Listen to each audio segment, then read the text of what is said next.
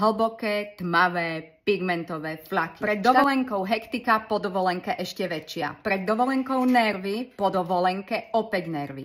Pred dovolenkou nervy z balenia, ale po dovolenke nervy z toho, že sme sa vrátili s podraždenou rosaceou, alebo zhoršenou, alebo, čo je ešte horšie, hlboké, tmavé, pigmentové flaky. Štandardne sa vytvoria na čele a na lícach také mapy ako svet. No a niektorým ženám aj takto nad perou a na fotke to vyzerá, ako keby ste mali fúzy. Strašné.